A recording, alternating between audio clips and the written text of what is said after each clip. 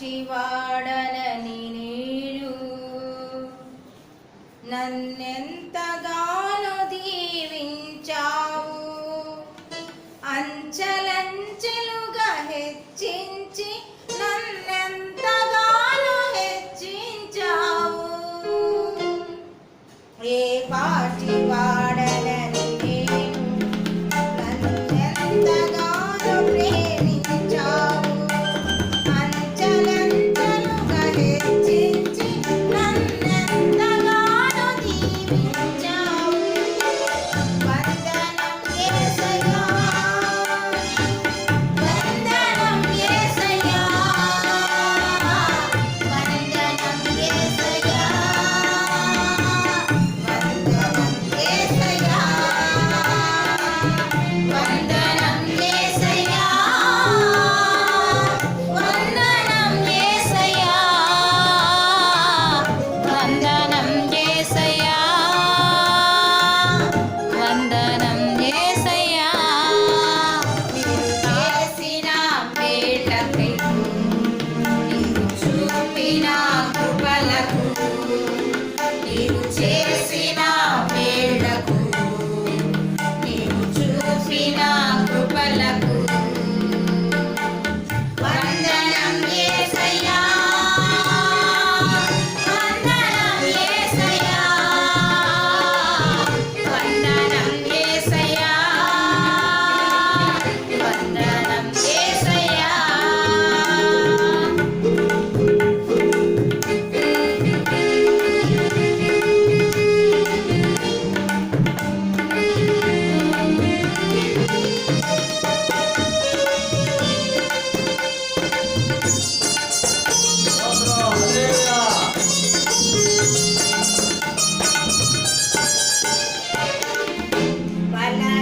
బలహీనులమైన మమ్ము నన్నెంతగానో భయపరచావు. క్రీస్తు మహిమైశ్వర్యములో ప్రతి అవసరమును తీర్చావు.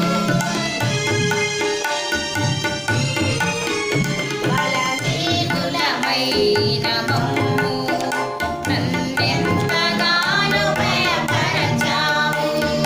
క్రీస్తు మహిమైశ్వర్యములో ప్రతి అవసరమును తీర్చావు. వందనం యేసయ్యా, వందనం యేసయ్యా, వందనం యేసయ్యా, వందనం యేసయ్యా,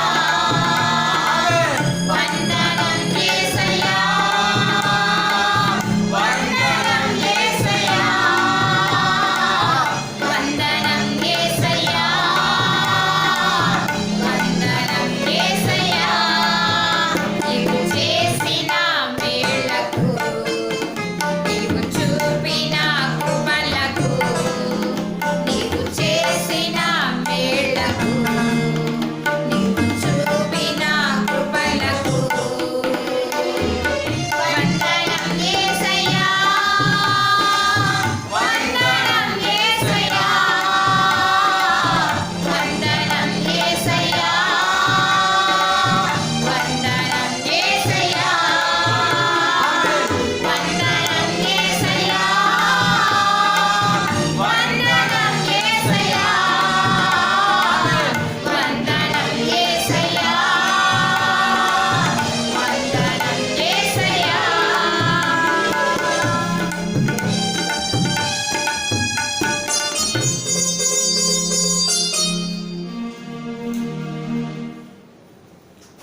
దేవునికి స్తోత్రములు. దేవుని యొక్క కృపను బట్టి, దేవుని యొక్క మహిమా ప్రభావంతో మరి ఈరోజు మనకి మంచి సమయాన్ని ప్రభు మనకు అనుగ్రహించున్నారు. మంచి అవకాశాన్ని ప్రభు మనకు కల్పించున్నారు.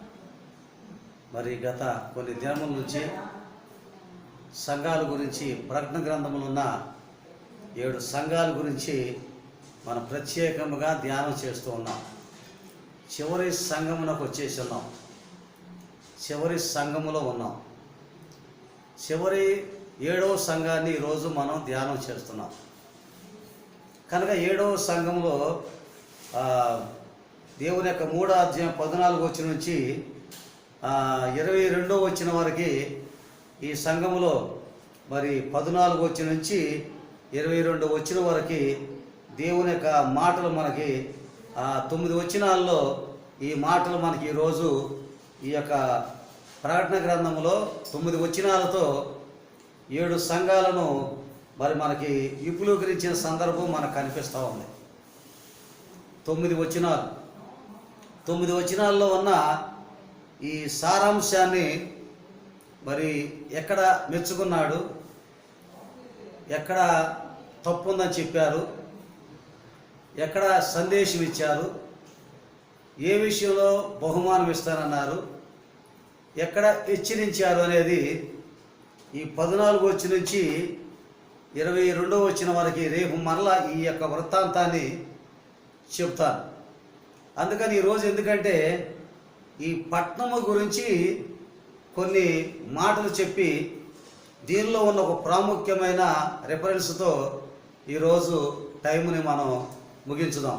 దేవుని యొక్క కృపను బట్టి మరి చాలా ఆసక్తితో ఆశతో ఈరోజు దేవుని మాట వినటానికి మరి వచ్చి ఉన్న ప్రభు బిడ్డలకు ఆత్మీయ బిడ్డలకు మరి నా హృదయపూర్వకమైన వందనాలు చెల్లిస్తున్నాను. దేవునికి వందనములు. ప్రభు పేరట మీ అందరికీ వందనములు చెల్లిస్తున్నాను.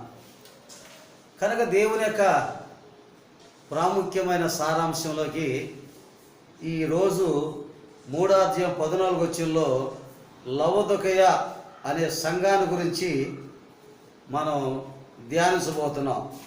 మొదటి సంఘ కాపరి కొలసీలకు రాసిన పత్రిక 4వ అధ్యాయం 17వ వచనంలో మొదటి సంఘ కాపరి గురించి అక్కడ వ్రాయబడింది. కొలసీలకు రాసిన పత్రికలో ఈ లవొదికయ సంఘానికి మొట్టమొదటి కాపరి ఎవరు అనేది కొలసీలకు రాసిన పత్రిక 4వ అధ్యాయం 17వ వచనంలో అక్కడ మొదటి కాపరి గురించి వ్రాయబడింది. ప్రియమైన దేవుని బిడ్డలారా, మరి గడిచిన నెల నుంచి ఇప్పటి వరకు కూడా దేవుని యొక్క వర్తమానాలు ఎన్నో మరి ప్రభు మనకు బోధించారు. కనుక మరి ఆంధ్రలో కానీ తమిళనాడులో కానీ ఎంతోమంది ఆత్మలను దేవుడు మాకు ఇచ్చి ఉన్నారు. ఆత్మలను బలపరచడానికి మరి నేనుగా రావటానికి అవకాశం లేని పరిస్థితి అయింది కనుక పౌలు గారు కనుక ఆయన వెళ్ళలేకపోయినా సంఘాలను ధైర్యపరుస్తూ పత్రికలు రాసి పంపించాడు. ఆ పత్రికలే ఈరోజు ఆసక్తితో మనం చదువుకుంటున్నాం. సంఘాలు అధైర్యం వచ్చినప్పుడు, సంఘాలు గలిబిలైనప్పుడు, సంఘ పరిస్థితులు విన్నప్పుడు, మరి ఖైదీగా పౌలు గారు ఉన్నప్పుడు వెళ్ళలేని పరిస్థితి, వెళ్ళటానికి అవకాశం లేని పరిస్థితులు వచ్చినప్పుడు పౌలు గారు అనేక పత్రికలు రాసి తన అనుచరుల ద్వారా పంపించి ఉన్నారు. ఆ రోజు ఆ పత్రికలు చదివి వారు కన్నీరు కార్చి పౌలు రాసిన సేవ్రాతను ఆయన మాటలుగా భావించి, అది కూడా పత్రికలో రాయబడి ఉంది, ఆయన వ్రాసిన సేవ్రాత ఆయన మాటలుగా భావించి వాటిని అనుసరించి వారు బలపడి ఉత్తేజవంతులైపోయారు. ఈరోజు నేను చెప్తున్నాను, చాలామంది ప్రారంభంలో రాలేకపోయినా తర్వాత అయినా ఈ వాక్యం వినటానికి ఆసక్తి కలిగి ముందుకు సాగుతున్నారు. తర్వాత మరి ఫోన్ల ద్వారా తెలియపరుస్తున్నారు. చాలా సంతోషకరమైన విషయం. వీరందరూ నాకు బిడ్డలు, ఆత్మీయతలో దేవుడిచ్చిన బిడ్డలు. కనుక ఒక కాపరిని దేవుడు నిర్ణయించినప్పుడు ఆ కాపరికి కొన్ని ఆత్మలు దేవుడు సిద్ధపరుస్తాడు. ఆ కాపరి ఆ ఆత్మలకు ఏ రూపంగా అయినా సందేశం ఇవ్వటం అది దేవుని యొక్క నామంలో అది దేవుని మహిమపరచినట్టు. ఆ సందేశాన్ని ఆత్మీయ బిడ్డలు కూడా విని దాని ప్రకారంగా ప్రార్థన చేయటానికి ముందుకు సాగాలి. ఏమండి, దేవుని యొక్క విషయాల్లో మీ కొరకు ఒక సంఘ కాపరి అంత ప్రాధేయపడి కన్నీరు కార్చి వేదన పడి మీరు రక్షించబడటానికి, మీరు నిలబడటానికి, అనారోగ్య పరిస్థితుల్లో సావు బతుకులు ఉన్న మీ జీవితాల్లో మీ కొరకు పునాది వేసి ఆయన కన్నీరు కార్చి మిమ్మల్ని నిలబెడతానికి ఒక స్తంభంలాగా నిలబెట్టిన సందర్భాన్ని బట్టి ఈరోజు ఒక గంట అయినా ఆ యొక్క దాసులు చెప్పే మాటలు వినలేకపోతున్నారంటే మీరు ఎక్కడున్నారో, ఎలా ఉన్నారో, ఎంత లోతులో ఉన్నారో ఒక్కసారి ఆలోచించండి. మీరు మేధావులు కావచ్చు, అనుభవం కలిగిన వారు కావచ్చు, నాకంటే ప్రార్థన పరులు కావచ్చు, నాకంటే శక్తి కలిగిన వారు కావచ్చు, కానీ ఒక ఆత్మీయ తండ్రి మిమ్మల్ని బలపరచడానికి ఒక సమయం తీసుకున్నప్పుడు ఆత్మీయ తండ్రి మాటలు కూడా మీరు వినలేకపోతున్నారంటే, ఆ వాక్యాన్ని మీరు వినటానికి ఆ అరగంట సమయం మీరు దేవునికి ఇవ్వలేకపోతున్నారంటే ఎంత దిగజారిపోయారో ఒకసారి ఆలోచించాలి. 6 సంఘాలు కొంతవరకు పర్వాలేదు. 6 సంఘాల కంటే 7వ సంఘాన్ని ఎందుకు ఈ విషయాలు చెప్తున్నారంటే, 7వ సంఘాన్ని ఖండించినట్లుగా 6 సంఘాలను దేవుడు అంత ఖండించలేదు. 6 సంఘాలను ఖండించాడు కానీ, హెచ్చరించాడు కానీ, గద్దించాడు కానీ 7వ సంఘం వచ్చే సమయానికి బహుఘోరంగా గద్దించాడు, ఖండించాడు, హెచ్చరిక చేశాడు. అందుకని 7వ సంఘం వచ్చే సమయానికి నేను కూడా ఈ మాటలు చెప్పవలసిన అవసరం ఉంది. నీ కొరకు నీ దాసుడు అంత కన్నీరుగాచి నిన్ను నిలబెడితే, నీ దాసుడు చెబుతున్న మాటలు బలపడటానికి నీకు ఒక సమయాన్ని ఇచ్చినా కూడా దాన్ని ఉపయోగించుకోగలేకుండా నేను గొప్ప ప్రసంగికుడిని, నేను గొప్ప అనుభూనిని అని నువ్వు నిర్లక్ష్య వైఖరి ఉపయోగిస్తున్నావంటే ఎంత దిగజారిపోయి ఉన్నావో, ఎంత బలహీనుడు అయిపోయినావో, ఎక్కడ ఉన్నావో ఒకసారి మనం ఆలోచించాలి. నేను జరగాలని చెప్పట్లేదు కానీ నువ్వు ఏ విత్తనం విత్తుతావో అదే కోస్తావు, నువ్వు ఏ పంట వేస్తావో ఆ పంటే వేస్తావు. నువ్వెంత ఆసక్తిగా ఉంటావో నీ ద్వారా రక్షించబడిన వారు కూడా అంత ఆసక్తి కలిగిన వారుగా చేస్తాడు. నువ్వెంత ప్రేమతో ఉంటావో నీ ద్వారా రక్షించబడిన వారు కూడా అంత ప్రేమతో చేస్తూ ఉంటాడు. నువ్వు ఏ అడుగు వేస్తావో నీకు ఇచ్చిన బిడ్డలు కూడా అదే అడుగు వేస్తారు. నీ మనస్సాక్షి ఎలా ఉంటుందో నీకు ఇచ్చిన బిడ్డలు కూడా అలాగే ఉంటారు. కనుక ఏదో నేను గొప్పగా ప్రసంగం చేస్తున్నాను, ఏదో నాకు తీరిక లేదు, నాకు చాలా ప్రయాసం ఉన్నాను, లేకపోతే చాలా ఉన్నాను, అనారోగ్యంలో ఉన్నాను, మనసు మీద ఉన్నాను అనుకుంటే, మనసు మీద ఉన్నా, ఎక్కడున్నా, ఎలాంటి స్థితిలో ఉన్నా దేవుని యొక్క వాక్యం నిన్ను బలపరుస్తుంటుంది. నీకంటే నీ పెద్దవారు నీతో మాట్లాడినప్పుడు, వారి మాటలను విన్నప్పుడు నీలో ఉన్న దురాత్మ శక్తులు వెళ్ళిపోవటానికి ఆస్కారం కలిగి ఉంటుంది, వెళ్ళిపోవటానికి అవకాశం కలిగి ఉంటుంది. నీకంటే పైవాడు నీ మాటలను విన్నప్పుడు నీలో ఉన్న ఆ యొక్క వేదన, బాధ, అనారోగ్యం కూడా తొలగిపోవటానికి దేవుడు అవకాశం ఇస్తూ ఉంటాడు, దేవుడు సందేశం ఇస్తూ ఉంటాడు. ఎందుకు చేతనంటే నీ ముందు నడిచిన వాడు కొన్ని అధికారాలు పొంది ఉంటాడు, కొన్ని వాగ్దానాలు పొంది ఉంటారు, కొన్ని వరాలు పొంది ఉంటారు. కనుక నీతోనే సమానంగా ఉంటాడు నీ కాపరి, నీకంటే నీతోనే బాగుగానే ఉంటాడు, నీకంటే నీకు మాదిరిగానే ఉంటాడు. కానీ ఎప్పుడు కూడా శిష్యుడు గురువుని మించిన వాడు కాలేడు. ఎన్ని పరిస్థితుల్లో, ఎలాంటి పరిస్థితులు ఉన్నా గురువే, శిష్యుడు శిష్యుడే, సంఘ కాపరే, విశ్వాసే. కనుక విశ్వాసి ఎంత అనుభవనీయుడని ఎంత పరిస్థితుల్లో ఉన్నప్పుడు కూడా ఆ కాపర్ని దాటలేడు, కాపర్ని మించలేడు. ఒక్కసారి నువ్వు పరిశీలన చేసుకో. 7వ సంఘంలోకి వచ్చాడు కనుక 6 సంఘాలను ఖండించినట్లుగా 7వ సంఘాన్ని మరెక్కువగా ఖండించాడు కనుక ఈరోజు నేను చెప్తున్నాను. కనుక దేవుడు చెప్పవలసిన బాధ్యత ఉంది, చెప్పవలసిన అధికారం ఉంది, చెప్పవలసిన ఆ యొక్క ప్రాముఖ్యత దేవుడు నాకు ఇచ్చాడు కనుక నేను చెబుతూ ఉన్నాను. కనుక చాలామంది దేవుని యొక్క వాక్యాన్ని ముందు వెనక వింటూ ఉన్నారు. చాలా సంతోషకరమైన విషయం. అది కూడా కాదు, ఎప్పుడైతే నీ కాపరి ఎప్పుడైతే ప్రారంభిస్తాడో నీవు కూడా ఆయన వెంట ఉన్నప్పుడు, ఆయన వెంబడున్నప్పుడు దేవుడు చూస్తాడు, దేవుడు మెచ్చుతాడు, దేవుడు ఆనందిస్తాడు. దానివల్ల నీకెంతో ఆశీర్వాదకరమైన దీవెన నీకుంటూ ఉంటుంది. నిన్ను నడిపించే నీ కాపరి నీతో వస్తున్నాడంటే ఇంటి వారందరూ కూడా సంతోషంగా ఉంటారు.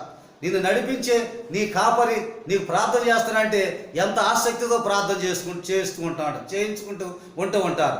నిన్ను నడిపించే కాపరి వర్తమానం అందిస్తున్నాడంటే నీ కుటుంబీకులందరూ కూడా సంతోషంగా కూర్చుని, అమ్మా, అయ్యా రండి, కుమార్తె రండి, మన దాసుడు, మన కుటుంబాన్ని రక్షించిన దాసుడు, మన కుటుంబానికి వెలిగించిన దాసుడు దేవుని మాటలు చెప్తున్నాడు. ఆ మాటలు మన ఇల్లంతా నిండిపోవాలి, మీ హృదయంలో ఉండాలి. ఏ రోజుకైనా అవి నీకు ఉపయోగపడతాయని నీ ఇంటి వారందరినీ కూర్చోబెట్టావా? నీ ఇంటి వారందరినీ ప్రారంభంలో నువ్వు కూర్చోబెట్టి వాక్యం వినటానికి ముందుకు సాగుతున్నావా? ఎందుకు ఇలాంటి నిర్లక్ష్య వైఖరి ఉపయోగిస్తున్నావు? ఏమి సూచి నిర్లక్ష్యం ఉపయోగిస్తున్నావు, ఏది సూచి నువ్వు గర్విస్తున్నావు. ఇలాగా సందర్భాల్లో ఈ లౌదిక పట్టణంలో సంఘంలో సుమారుగా సుమారు యూదులు సుమారుగా దేవుని యొక్క ప్రణాళికలో యూదులు ఉన్నారు. దేవుని యొక్క విషయాల్లో దేవుని విషయాల్లో మనం గమనిస్తే ప్రాముఖ్యమైన అనుభూతి, ప్రాముఖ్యమైన విధానాన్ని 7,500 యూదులు ఉన్నారు. ఈ యొక్క లౌదిక పట్టణంలో 7,500 యూదులు ఉన్నారు. వీరందరూ కూడా మరి అన్ని పట్టణాల్లో యూదులు తక్కువగా ఉన్నారు, కానీ ఈ లౌదిక పట్టణంలో మాత్రం 7,500 యూదులు ఉన్నారు. యూదులు ఉన్నప్పుడు కూడా ప్రథమంగా దేవుడు యూదుల కొరకే, ఇశ్రాయేలు కొరకే వచ్చాడు కానీ ఆయన మాట నిర్లక్ష్య వైఖరి ఉపయోగించారు. ఆయన మాట లెక్క చేయలేదు. అందుచేతనే ఆ యూదుల దగ్గర నుంచి అన్యుల దగ్గరికి వెళ్ళిపోయాడు. అన్యులే ప్రథమ స్థానాన్ని వహించారు. కనుక ప్రథమంగా ఆయన బోధించడానికి యూదుల కరిగే వచ్చాడు, నశించిన గొర్రెలకు వచ్చాడు కానీ వారు నిర్లక్ష్యం చేశారు, తోసివేశారు. అన్యుల దగ్గరికి వెళ్ళి వారు ప్రథమ స్థానంలో వారు ఉత్తీర్ణులయ్యారు. ఈ లౌదిక పట్టణంలో 7,500 యూదులు ఉన్నారు అని మనం గమనించాలి. ఈరోజు ఈ యొక్క ఆరు పట్టణాలు ఉన్న సంఘాన్ని ఖండించిన దానికంటే ఈ లౌదిక పట్టణాన్ని మరెక్కువగా ఖండించాడు కనుక వారి జీవిత విధానాల్లో చాలా అన్ని అవకాశాలు వారు కల్పించినప్పుడు కూడా దానిలో వారు నిలబడలేకపోయారు. దానిలో వారి యొక్క విషయాల్లో జారిపోయిన సందర్భాలు కనిపిస్తున్నాయి. కనుక ఈరోజు నీ ఆత్మీయ తండ్రి నీకు సందేశం ఇస్తున్నాడంటే నువ్వెంత సంతోషపడాలి, నువ్వెంత ఆనందపడాలి, నువ్వెంత పనులు ముగించుకోవాలి. కూరగాయలు తేవాలనుకుంటున్నావా, మార్కెట్కి వెళ్ళాలనుకుంటున్నావా, మటన్ షాప్కి, చికెన్ షాప్కి వెళ్ళాలనుకుంటున్నావా, లేదా ఏదో పని పెట్టుకుని వెళ్ళాలనుకుంటున్నావా, కుటుంబాన్ని దర్శించాలనుకుంటున్నావా, ఎక్కడికో వెళ్ళి సాధించాలనుకుంటున్నావా, నిద్రపోవాలనుకుంటున్నావా, ఎంత పనులు ముగించుకోవాలి, కూరగాయలు తేవాలనుకుంటున్నావా, వంట చేసుకోవాలనుకుంటున్నావా, మటన్ షాప్కి, చికెన్ షాప్కి వెళ్ళాలనుకుంటున్నావా, దేవుని స్తోత్రం, ఏదో పని పెట్టుకుని వెళ్ళాలనుకుంటున్నావా, కుటుంబాన్ని దర్శించాలనుకుంటున్నావా, ఎక్కడికో వెళ్ళి సాధించాలనుకుంటున్నావా, నిద్రపోవాలనుకుంటున్నావా, ఎంత పనులు ముగించుకోవాలి, వంట చేసుకోవాలనుకుంటున్నావా, మటన్ షాప్కి, చికెన్ షాప్కి వెళ్ళాలనుకుంటున్నావా, దేవుని స్తోత్రం. ప్రియమైన దేవుని బిడ్డలారా, నిద్రపోవాలనుకుంటున్నావా, లేదా సంఘాన్ని దర్శించాలనుకుంటున్నావా, లేకపోతే ఏదన్నా సమయాల్లో ఆలోచన చేయాలనుకుంటున్నావా, కబురు చెప్పాలనుకున్నా, ఎవరో వచ్చారు వారితో మాట్లాడాలనుకుంటున్నావా, వారిని కూడా కూర్చోబెట్టు. వారు కూడా దేవుని వాక్యం వినడానికి కూర్చోబెట్టు. వారు కూడా అవకాశం. ఒకవేళ ఆ వాక్యం వారిని పట్టుకుంటుందేమో, వారు హృదయాలు మారుతాయేమో, వారి జీవితాలు మారుతాయేమో. దేవుని యొక్క కృపను బట్టి నీకంటే పైవాడు దేవుని యొక్క వాక్యం బోధిస్తున్నప్పుడు, నీకంటే ముందున్నవాడు దేవుని సత్యం బోధిస్తున్నప్పుడు ఆ మాటల ద్వారా ఆ పిశాచి వెళ్ళిపోతాయి. ఆ మాటల ద్వారా దేవుని కార్యం. ఎన్నో సాక్ష్యాలు మా జీవితాలు విన్నాం. అనారోగ్య పరిస్థితులు వచ్చినప్పుడు, శోధన పరిస్థితులు వచ్చినప్పుడు, భయంకర మరణ పరిస్థితులు వచ్చినప్పుడు, అలాంటి సమయంలో ఒక కార్డు తీసుకుని 15 పైసలు కార్డు తీసుకుని దాని మీద నాకు ఎలాంటి పరిస్థితి ఉంది, నాకు అనారోగ్యం ఉంది, నాకు బాధ ఉంది అని ఆ కార్డు పోస్ట్ చేయగానే వారిలో చాలా పరివర్తన కలిగి వారిలో చాలా ఆరోగ్యవంతులైన సందర్భాలు, సాక్ష్యాలు వింటూ ఉన్నాం. అంతేకాకుండా మరి దేవుని యొక్క అనారోగ్య పరిస్థితిలో దేవుని దాసుని దగ్గరికి వెళ్ళాలని నిర్ణయించుకోగానే వారిని దేవుడు స్థిరపరిచినట్లుగా, వారి మనసులో ఆరోగ్యం వచ్చినట్లుగా, వారిని నెమ్మది పట్టినట్టుగా సాక్ష్యాలు ఎన్నో సందర్భాలు విన్నాం. కనుక దేవుని యొక్క ప్రాముఖ్యమైన విషయం ఈరోజు నేను చెప్పేది ఏమిటంటే, నా పైన వాడు, నిన్ను నడిపించిన వాడు నీకు వాక్య సందేశం అందిస్తుంటే నువ్వు అది వినలేకపోతే 6 సంఘాల కంటే 7వ సంఘమైన లవిదిక సంఘాన్ని ఎలా ఖండించి ఎలా హీనంగా మాట్లాడాడో మన పరిస్థితి, మన జీవితాలు కూడా అలాగే ఉంటాయని మాత్రం ఒక్కసారి నువ్వు గుర్తు చేసుకోవాలి. ఒకసారి నువ్వు ఆలోచన చేసుకోవాలి. ఒకసారి నువ్వు పరిశీలన చేసుకోవాలి. కనుక ఈరోజు ఆ సమయాన్ని బట్టి, ఆ విధానాన్ని బట్టి ఈ యొక్క మాటలు నీకు చెప్తున్నాను. ప్రేమతో నీకు చెప్తున్నాను, ప్రేమతో సలహా ఇస్తున్నాను. నీవు ఆశీర్వదించబడాలని, నువ్వు మేలు పొందాలని, నీ ఇంట్లో ఏదైనా చీకటి శక్తులను వెళ్ళిపోవాలని, నీకు అనారోగ్య పరిస్థితులను తొలగిపోవాలని, నువ్వు పటిష్టమైన ఒక కాపరిగా, ఒక సేవకురాలుగా, ఒక విశ్వాసిగా బలమైన ఆశీర్వాదం పొంది నువ్వు అప్పుల పాలైపోయినా, మరణాలు పాలైపోయినా నువ్వు బయటకు రావాలని నీ కొరకు ప్రయాసపడుతున్నారు కాపరి. నీ కొరకు ప్రాకులాడుతున్నాడు కాపరి. అలాంటి కాపరి విషయంలో నీవు నిర్లక్ష్య వైఖరి ఉపయోగిస్తే నువ్వు బయటకు రాలేవు. ఈరోజు నీ సంఘ కాపరి నీకు సందేశం ఇస్తున్నాడంటే నువ్వు సంఘమైన బిడ్డవు కనుక నువ్వు ప్రత్యేకం కూర్చో. ఆ మాటలు వినటానికి ప్రత్యేకం మనసు తెరువు, హృదయాన్ని తెరువు, నీ ఆలోచన తెరువు. దేవుడు ప్రత్యేకంగా నిన్ను దీవిస్తాడు, నిన్ను ఆస్వాదిస్తాడు, నిన్ను బలపరుస్తాడు. ఈ లౌకిక సంఘము అనే పరిస్థితిలో మనం ఈరోజు ధ్యానం చేస్తున్నాం. ఈ లౌకిక అనే సంఘాన్ని విషయంలో మనం ఈరోజు ధ్యానం చేస్తున్నాం. లౌకిక సంఘం అంటే ప్రజల హక్కులు అని అర్థం. ప్రజల హక్కులు, హక్కు కలిగిన వారు అని అర్థం. కనుక వారు ఎంతో హక్కు పొంది ఉన్నారు అని అర్థం. కనుక లౌకిక అనే ఆ యొక్క పట్టణం, ఆ యొక్క 6 పట్టణాలు ఉన్నాయి బైబిల్ గ్రంథంలో. లౌకిక పట్టణాలు 6 పట్టణాలు ఉన్నట్లుగా మనకు కనిపిస్తూ ఉంది. లైకస్ అనే నది మీద ఈ పట్టణం కట్టబడింది కనుక లౌకికయ అన్నారు. ఏమన్నారు? లైకస్ అనే నది మీద కట్టబడటం వల్ల ఇది లౌకికయ అన్నారు. లౌకిక అని పేరు ఎందుకు వచ్చిందంటే లైకస్ అనే నది మీద కట్టబడింది కనుక, కట్టబడింది కనుక దీనికి లౌకిక పట్టణం అని పేరు పెట్టేశారు. రెండో విషయం ఏమిటంటే 6 పట్టణాలు ఉన్నాయి. లౌకిక పట్టణాలు ఈ పట్టణంతో కలిసి 6 పట్టణాలు ఉన్నాయి. మరి ఇంకొక విషయం ఏమిటంటే సిరియవాడైన అంత్యోక అనేవాడు, సిరియవాడైన అంత్యోక అనేవాడు అతను ఈ పట్టణాన్ని స్థాపించాడు. అంత్యోకయ, సిరియవాడైన అంత్యోకయ అనే ఒక చక్రవర్తి ఈ పట్టణాన్ని కట్టించాడు, స్థాపించాడు, నిర్మించాడు కనుక ఆ యొక్క సిరియవాడు అంత్యోకయ స్థాపించి దీన్ని స్థాపించాడు కనుక తన భార్య లవోడిస్, తన భార్య పేరు లవోడిస్. సిరియవాడైన అంత్యోక అనే అతని చక్రవర్తి పేరు, భార్య పేరు లవోడిస్ అని కనుక ఈ పట్టణాన్ని కట్టించారు కనుక లవోదిక అనే భార్య పేరు పెట్టుకున్నాడని చరిత్రకారులు చెబుతూ ఉంటారు. కష్టపడి ఈ పట్టణాన్ని కట్టారు. నేను కూడా మద్రాసులో స్థలం కొనేటప్పుడు ఆగస్టు 4వ తేదీనే స్థలం కొన్నాను. నా భార్య పుట్టినరోజు 4వ తేదీ, ఆగస్టు 4వ తేదీ కనుక ఆగస్టు 4వ తేదీనే మద్రాసులో స్థలం కొన్నాను. ఎందుకంటే చాలా ప్రాముఖ్యమైన విషయాలు. చాలామంది ఆ యొక్క గృహాలు కడతారు, తన భార్య పేరు పెట్టుకుంటూ ఉంటారు. కానీ దేవుడిచ్చిన దాని విషయంలో కూడా దేవుడు అనుగ్రహించిన గొప్ప సానుభూతి, గొప్ప ధన్యతను బట్టి దేవునికి ఇచ్చిన వరాన్ని కొన్ని సందర్భాల్లో ప్రేమపూర్వకమైన ఆ యొక్క విధానాలు కల్పిస్తుంటారు. అదేం తప్పు లేదు. దేవుని వదిలిపెడితే తప్పు, కానీ దేవుడిచ్చిన వారిని ప్రేమించడం తప్పు లేదని మరి యొక్క సిరియా వాడైన అంత్యోక అని అతను ఈ పట్టణాన్ని కట్టించాడు. లవోదిక పట్టణాన్ని కట్టించి తన భార్య పేరు లవోడిస్, తన భార్య లవోడిస్ కనుక లవోదిక అనే పేరు పెట్టి సంతోషపడ్డాడు అన్నమాట. ఈ పట్టణానికి లవోది అని పేరు పెట్టుకుని నేను కష్టపడి కట్టాను కనుక, కష్టపడి ఖర్చు పెట్టానని సంతోషపడిన సందర్భాలు ఇక్కడ మనకి కనిపిస్తున్నాయి. ఈ పట్టణం నుంచి అనేక రహదారులు ఉన్నాయి, వ్యాపార కేంద్రాలు ఉన్నాయి కనుక అనేక మంది ధనవంతులు ఉన్నారు. అంతేకాకుండా వజ్రాల కేంద్రం, మంచి వజ్రాల వ్యాపార కేంద్రం.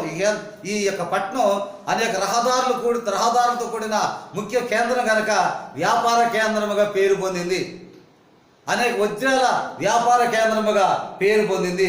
అంతేకాకుండా త్రిమిటేరియా అనే ఆ యొక్క వస్త్ర ప్రసిద్ధి, త్రిమిటేరియా అనే వస్త్రశాల చాలా ప్రసిద్ధి కనుక వస్త్రాలకు ప్రసిద్ధి చెందిన చక్కని ప్రాముఖ్యం కనపడుతుంది. ఈ లవోదిక పట్టణంలో నీటి వసతి బాగా ఉంది. నీటి వసతి చాలా బాగుంది. నీటి వసతి ఎక్కువగా ఉండటం వల్ల ఈ యొక్క ఎక్కువగా అది నిలబడలేకపోయింది కోట. నీటి వసతి బహుభయంకరంగా ఉండటం వల్ల ఈ కోట ఉండలేకపోయింది. దీని సంపన్నత బహుగా పెరిగినప్పుడు కూడా ఈ పట్టణం మంచి నీటి వసతి. ఎక్కడ చూసినా నీరే, చుట్టూ నీరే, ఎక్కడ చూసి నీరే కనుక కొన్ని ప్రాంతాల్లో మరి బోరింగ్ వేస్తే కొన్ని పైన వస్తాయి నీళ్లు. కొన్ని ప్రాంతాల్లో 200-300 అడుగులు వేసిన నీరు కొండ ప్రాంతాల్లో, కొన్ని ప్రాంతాల్లో 10 అడుగులు 15 అడుగులు వేయగానే నీళ్లు పైకి వస్తాయి. అట్లాగే ఈ లవోదిక పట్టణంలో దేవుని స్తోత్రం ఈ లవోదిక పట్టణంలో నీటి వసతి చాలా బాగుంది. ఈ నీటి వసతి ఎక్కువగా ఉండటం వల్ల జరిగిన విషయం ఏమిటంటే ఈ యొక్క కోట ఈ ప్రాంతం నిలబడలేకపోయింది. క్రీస్తుశకం 17వ సంవత్సరంలో పెద్ద భూకంపం వచ్చిందట. క్రీస్తుశకం 17వ సంవత్సరంలో పెద్ద భూకంపం వచ్చేసేసింది. క్రీస్తుశకం 17వ సంవత్సరంలో పెద్ద భూకంపం వచ్చేసింది. ఈ పెద్ద భూకంపం వల్ల జరిగిన విషయం ఏమిటంటే ఈ పట్టణం దెబ్బతినిపోయింది. క్రీస్తుశకం 17వ సంవత్సరంలో అంటే యేసుక్రీస్తు భూలోకానికి వచ్చి సత్యాన్ని బోధించి దేవుని యొక్క ఆయన శిలువ మోసి చనిపోయి తిరిగి లేచి ఆయన ముగింపు అయిన తర్వాత క్రీస్తుశకం ఆ యొక్క 17వ సంవత్సరంలో ఈ పట్టణం నాశనం అయిపోయింది. భూకంపం, పెద్ద భూకంపం వచ్చేసింది. పెద్ద భూకంపం వచ్చడం వల్ల ఈ పట్టణం చాలా దెబ్బతినిపోయింది అని మరి మన చరిత్రకారులు దీని గురించి చెప్తూ ఉంటారు. కానీ తర్వాత మరలా పునర్నిర్మించబడింది, మరలా దీన్ని కట్టారు, ఈ పట్టణాన్ని మరలా కట్టారు, నిలవబడింది. కనుక ఇక్కడ కాటుక బాగా తయారు చేస్తూ ఉంటారండి. మంచి కాటుక, కళ్ళకి పెట్టుకోవడానికి మంచి కాటుక అనేక ప్రాంతాల నుంచి పొడిని రప్పించి ఈ కాటుకని ఇక్కడ తయారు చేస్తూ ఉంటారు. కనుక ఇక్కడ సందర్భాన్ని బట్టి ఈ సన్నివేశాల్లో అనేక పొడిని అనేక ప్రాంతాల నుంచి రప్పించి ఇక్కడ కాటుగా తయారు చేస్తూ ఉంటారు అని ఆ యొక్క విధానం మనకు కనిపిస్తుంది. ప్రియమైన దేవుని బిడ్డలారా, ఇక్కడ చాలా అమూల్యమైన సంఘటనలు ఏమిటంటే బంగారం కూడా కల్తీ లేని బంగారమే. బంగారం కూడా కల్తీ లేని కల్తీ లేని బంగారం ఈ పట్టణంలో ఉంటుందండి. తెల్లని వస్త్రాలు అంటే మేలిమి వస్త్రాలు, తెల్లని వస్త్రాలు అంటే ఆ యొక్క ప్రశస్తమైన శీలం, తెల్లని వస్త్రాలు అంటే పవిత్రమైన శీలాన్ని కాపాడుకునేవారు చాలా ఈ పట్టణంలో ఉన్నారని సాదృశ్యం. కాటుక అంటే ఆయన చూపు, కాటుక అనగా ప్రభు చూచే సంఘం, ప్రభు అభిషేకించే సంఘం. కనుక ఈ ప్రభు చూసే సంఘాన్ని, ప్రభు అభిషేకించే సంఘాన్ని ప్రభువుని సంపాదించుకోని దేవుడు హెచ్చరిక చేస్తూ ఉన్నారు. కనుక ఇంతటి కల్తీ లేని బంగారం, ప్రశస్తమైన వస్త్రాలు, అలాగే మరి కాటుగా ఇలాంటి ప్రసిద్ధి చెందిన గొప్ప పట్టణం అని ఈ యొక్క లవదీక పట్టణానికి మంచి అవకాశాలు కలిగిన పట్టణముగా దేవుడు దీన్ని అభివృద్ధి పరిచాడు, ఆశీర్వదించాడు. ఈ పట్టణానికి ఎంతో ప్రాముఖ్యతని దేవుడు కనపరిచాడు. కానీ ఈ పట్టణంలో ఉన్నవారు వాడు వ్యాపార కేంద్రంలో గొప్ప పేరుంది. కానీ ఈ పట్టణం సంఘములో ఉన్న ఈ లవదీక పట్టణంలో ఉన్న సంఘం ఎలా ఉన్నారు, సంఘస్థులు ఎలా ఉన్నారు కనుక అనేది మనం గమనిస్తే ఇయర్ పోలీస్ అనే పట్టణం ఉంది దగ్గర. ఈ యొక్క లవదీక పట్టణానికి ఇయర్ పోలీస్ అనే పట్టణం సమీపంలో ఉంది. అక్కడ వేడి నీరు ఓట ప్రయాణం అయ్యి ఈ లవదీక పట్టణానికి సరఫరా అవుతూ ఉంటుంది. ఈయన పోలీస్ అనే ఒక పట్టణం ఉంది దానికి సమీపంలో. అక్కడ ఆ సమీపం నుంచి అక్కడ వేడి నీటి ఓట, వేడి నీరు వచ్చేస్తుంది. మనం కూడా చాలా బాత్రూంలో చాలా విషయాలు పెట్టుకుంటాం. చాలా సందర్భాల్లో వేడి నీరు రావడానికి, చల్లటి నీరు రావడానికి చక్కని అనుభూతి మనం ఏర్పడి తిప్పితే వేడి నీరు వస్తుంది, లేకపోతే చల్లటి నీరు, ఇలాంటి సౌకర్యాలు మనం కల్పించుకుంటుంటాం. కానీ ఈయన పోలీస్ పట్టణంలో ఈ యొక్క ట్యాపులు ఏం అవసరం లేదు, ఏది పెట్టాలి, కరెంటుతో పని లేదు, ఏం లేదు. ఓట, ఏ ఓట అంటే వేడి నీరు ఓట ఆ పట్టణం నుంచి కాలు ప్రవహించి లవదీక పట్టణానికి వస్తూ ఉంటుంది. కానీ అనేక కాలువలు చాలా లోహాలు, చాలా అపవిత్రమైంది, అపరిశుభ్ర, శుద్ధి లేనిది, ఇవన్నీ ఉండటం వల్ల అక్కడ ప్రయాణం అయిన ఆ వేడి నీరు ఓట ప్రయాణించి లవదీక పట్టణానికి వచ్చే సమయానికి కంపు కొట్టే నీరుగా తయారైపోతాడు. కంపు కొట్టే నీరుగా తయారవుద్ది. అది వచ్చేసరికి చల్లబడిపోద్ది నీరు. లవదీక పట్టణానికి వచ్చే సమయానికి చల్లబడిపోద్ది. కనుక నువ్వు వెచ్చగాను చల్లగాను లేకుండా నులివెచ్చగా ఉన్నావు అనేది తర్వాత రేపు చెప్తాను. ఈ విషయాలు, ఈ యొక్క మాటలు రేపు చెప్తాను. ఈరోజు ఈ సందర్భాన్ని చెప్పి దీనిలో ఒక మేలిమి కలిగిన వాక్యాన్ని చెప్పి ముగించడానికి సిద్ధంగా ఉన్నాం. రేపు దీనిలో ప్రాముఖ్యమైన వర్ణన పట్టణం గురించి, ఈ సంఘాన్ని గురించి వర్ణించి దానిలో కూడా మేలిమి కలిగిన ఆ రెఫరెన్స్ చెప్పి నేను రేపుతో ఈ యొక్క 7 సంఘాలు పూర్తి చేయడానికి సిద్ధపడి ఉన్నాను. కనుక ఇయర్ పోలీస్ పట్టణంలో వేడి నీరు ఒకటి ఉంటుంది, పెంచి కాలిపోయే వేడి నీరు. అది వస్తూ లవదీక పట్టణానికి వచ్చే సమయానికి చల్లబడిపోద్ది. చల్లబడిపోవటమే కాకుండా ఈ కాలువల మధ్య లోహాలు, అపరిశుద్ధత, చెత్త చెదారం ఉండటం వల్ల ఇక్కడికి వచ్చే సమయానికి చల్లబడిపోవటమే కాకుండా కంపు కొట్టే నీరు కూడా అయిపోదు. కంపు కొట్టే నీరు కనీసం పుక్కు నుంచి ఊయటానికి కూడా వీల్లేని సందర్భాలు ఆ పట్టణంలో ఆ నీరు పరిస్థితి జరుగుతూ ఉంటుంది. కనుక ప్రియమైన దేవుని బిడ్డలారా, మరి వేడి నీరు మూట వేడితో ప్రయాణమైన నీరు ఈ పట్టణాలకు వచ్చేదానికి చల్లబడిపోయింది. అందుకనే పరిశుద్ధాత్ముడు ఈ యొక్క చల్లగా కానీ వెచ్చగా కానీ లేకుండా నులివెచ్చగా ఉన్నావు గనక నేను నా నోటను వచ్చి ఉమ్మి వేలు దిస్తున్నాయండి ఎంత మాట చెప్తున్నాడు.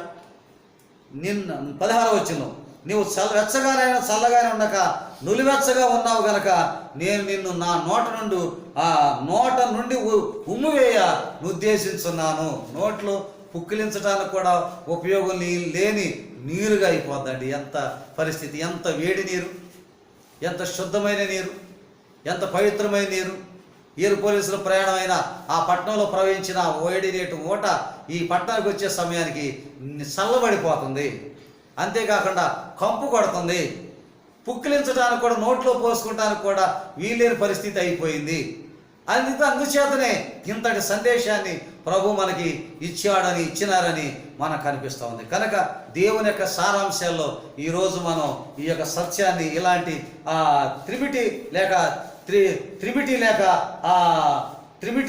త్రిమిటేరియా అనే వస్త్రాలు, ప్రసిద్ధమైన వస్త్రాలు, పవిత్రమైన వస్త్రాలు, ఇంత పేరు వస్త్ర విషయంలోనూ తెల్లని వస్త్రాలు పరిశుద్ధమైన వస్త్రాలే. బంగారం కూడా మేలిం బంగారమే, కాటుకు కూడా ఆ యొక్క మంచి కాటుగా, ఇవన్నీ మంచి వ్యాపార కేంద్రం. కంచి అన్ని విషయాల్లో అమ్ముగలిగిన వ్యాపార కేంద్రముగా పేరు పొందింది. కనుక మొదటి కాపరి పేరేంటి చూడండి. ఫిలిప్పీలకు రాసిన కొలస్సీలకు రాసిన పత్రిక 4వ అధ్యాయం 17వ వచనంలో ఫిలిప్పీలకు రాసిన పత్రికలో ఈ సంఘానికి మొదటి కాపరి గురించి చెప్తున్నాడు. దేవుని యొక్క కొలస్సీలకు రాసిన పత్రిక 4వ అధ్యాయము 17వ వచనాన్ని మొదటి కాపరి గురించి కొలస్సీలకు రాసిన పత్రికలో 4వ అధ్యాయము 17వ వచనంలో దేవుని మాట రాయబడింది చూడండి.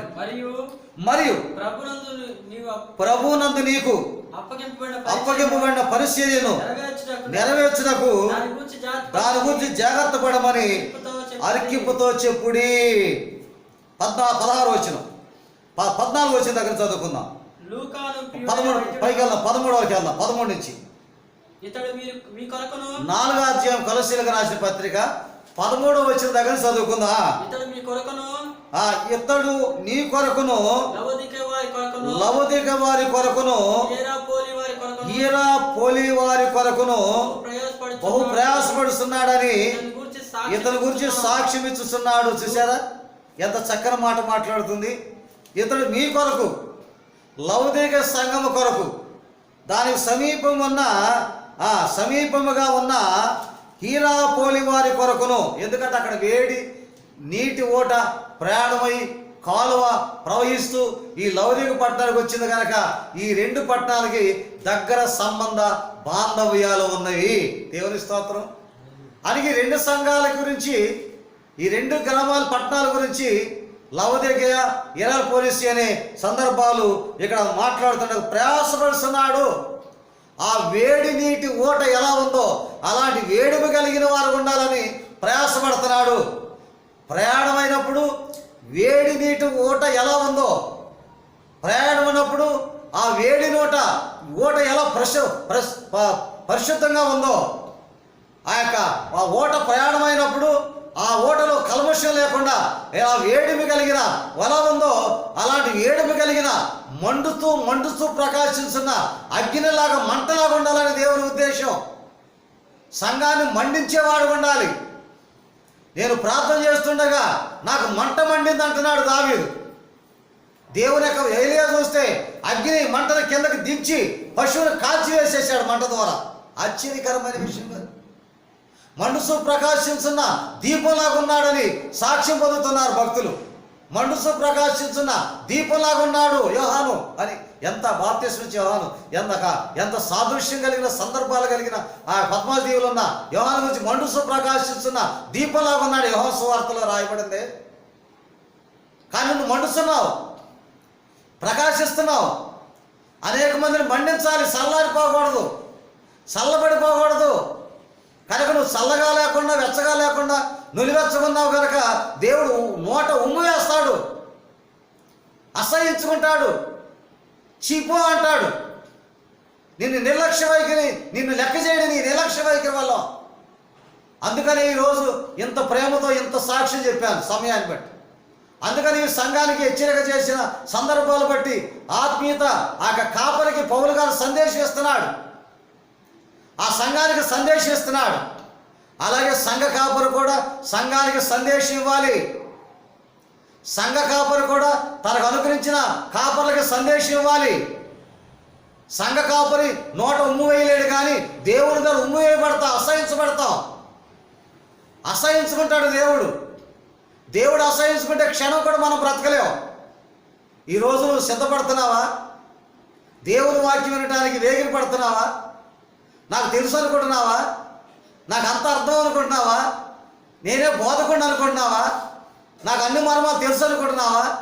పొరపాటు నువ్వు అలా అనుకోకు. కనుక నీ ముందున్న వారు నీకు హెచ్చరిక చేసినప్పుడు దాన్ని ఆలకించు, దాన్ని పరిశీలన చేయి, దాన్ని యోచన చేయి, దాన్ని దిద్దుబాటు చేసుకుంటాను ముందుకు సాగు, దానిలో లేనబోవు, దానిలో ఏకమించు, దాన్ని తప్పు పట్టేవాడు ఉండొద్దు, నువ్వు ముందుకు సాగేవాడుకుండు. ప్రియమైన దేవుని బిడ్డలారా, దేవుని యొక్క సంఘంలో హీరోపోలిస్ అనే పట్టణంలో వేడి నీరు ప్రయాణం అయింది. శుద్ధ జలం వచ్చేసింది, మంచి జలం వచ్చేసింది.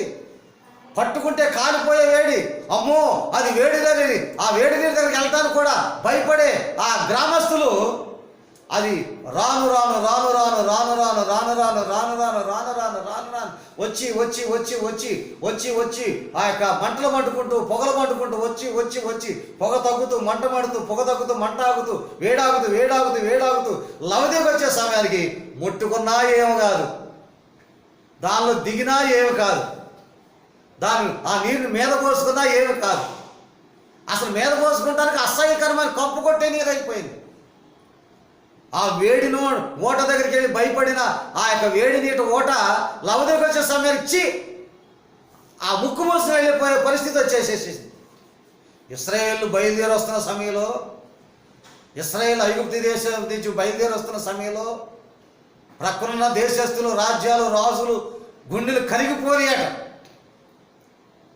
కంగు తినిపోయారట, భయపడిపోయారు. అమ్మా ఏమి సైన్యము, ఏమి జనాంగము, ఎంత జనాంగము, వీరందరూ ఎలా తింటున్నారు, వీరందరూ ఎలా త్రాగుతున్నారు, వీరికి వంట పాత్రలు లేవు, వీరికి గుడారాలు లేవు, వీరికి నివాసాలు లేవు, వీరికి ఏం ఆధారం లేదు, అడవులో నడిచి వస్తున్నారు, ఇసుక దెబ్బల మీద నడిచి వస్తున్నారు, ఇసుక దెబ్బలు ప్రయాణం చేస్తున్నారు, అడవిలో అరణ్యములు ఎడారుల్లో ఎడారి ప్రాంతాల్లో ఒక చెట్టు కూడా లేని ప్రాంతాల్లో కూడా ప్రయాణం చేశారు.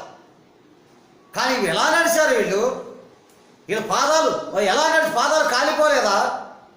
ఆ ఎండగాల్పులకి వడగాల్పులకి పడిపోలేదా? తుల్లి పడిపోలేదు? నీరెక్కడిది వీళ్ళకి, అన్నది ఎక్కడిది అని వీరందరూ భోజనం ఎక్కడి నుంచి వస్తుంది, నీరు ఎక్కడి నుంచి వస్తుంది?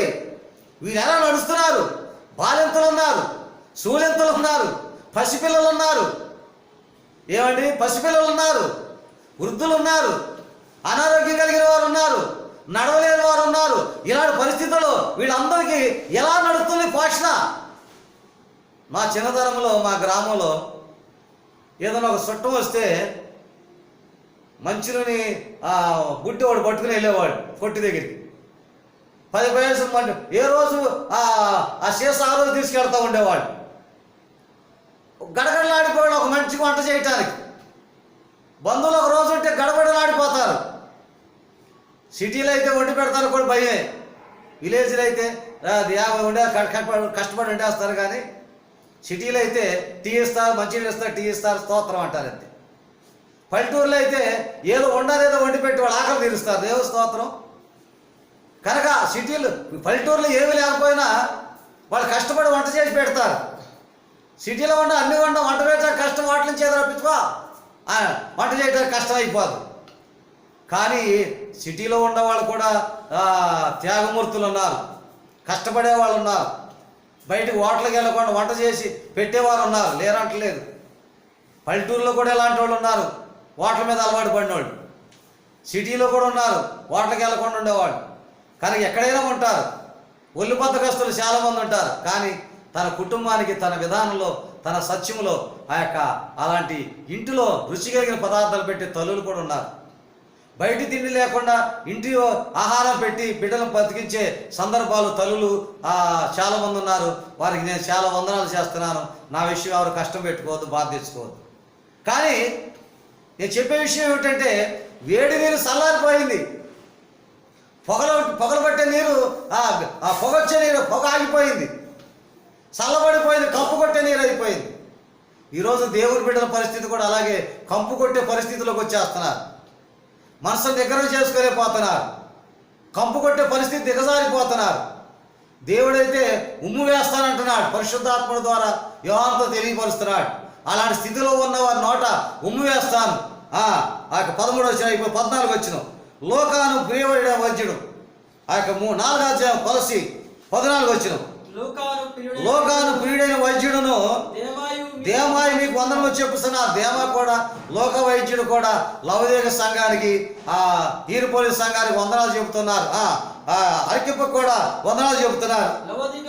లవదేకులు ఉన్న సహోదరులకును నుంపాకును వారింటనున్న సంఘములకును వందనములు చెప్పుడు. లవదేకులు సహోదరులకి, నుంపాకి, ఆ ఇంటి ఉన్న సంఘానికి కూడా వందనాలు చెబుతున్నారు. వందనాలు సంఘాలకు కూడా వందనాలు చెబుతున్నారు. మరి వందనాలు ఆగల. ఈ పత్రిక మీరు చదివించుకున్న తర్వాత లవదేక వారి సంఘములోను చదివించుడి. లవదేకకు రాసి పంపిన పత్రికను మీరు చదివించుకోండి. పత్రిక పంపుతున్నారు కనుక మీరు చదువుకోండి. తీసుకుని వెళ్ళి మోసుకెళ్ళేవాడు చదువుకోవాలి. ఈ పత్రిక మీ ఇంట్లో ఉన్నవాళ్ళు చదువుకోండి, మీ పక్కన ఉన్న వాళ్ళకి ఇవ్వండి, వాళ్ళు చదువుకుంటారు. నేను చెప్పే ముందు చెప్పినవన్నీ ఇప్పుడు ఉన్నాయి, మీరు వినండి. మీ పక్కన నీ కుటుంబాన్ని కూర్చోబెట్టండి. నీ స్నేహితులు ఒకళ్ళు మాట్లాడుతూ వాళ్ళు కూడా కూర్చోబెట్టి వినిపించు. అంతేకాని కాలయాపన చేయి, మా కబుర్లు చెప్పుకుంటూ ఉండమాక. కనుక దేవుని యొక్క వాక్యం కనుక ఏదో ఒక మాట ద్వారా హృదయాలు కదిలించబడతాయి. దేవుని యొక్క వాక్యం ఏ సందర్భం వచ్చినా పిల్లలతో సలహా చెబుతూ మీరు వినండి, కూర్చుని ఆ వాక్యం వినండి అని పిల్లలు సలహా చెబుతామంట. ఎందుకంటే ఇంటి వారు చెప్పిన దానికంటే బయట వాళ్ళు చెప్పింది బలంగా ఉంటుంది కదా. ఇంటి వాళ్ళు అంటే మా నాన్నలే మా అమ్మాయిలే ఏమందులు అనుకుంటారు. కనుక అమ్మ నాన్న మాట వినేవాళ్ళు కూడా ఉన్నారు, కొంతమంది లేరు అంటలేదు, లేరు ఉండేవాళ్ళు, అనేవాళ్ళు ఉన్నారు, వినేవాళ్ళు ఉన్నారు, లోబడే ఉన్నారు, చెప్పి వినేవాళ్ళు ఉన్నారు. కానీ అమ్మ నాన్న కాకపోయినా బయట వారు కాకపోయినా ఏదైనా దేవుని యొక్క వాక్యం పరిశుద్ధమైంది కనుక దాన్ని వినటం వల్ల నీకు క్షేమం కలుగుద్దని చెప్తున్నారు.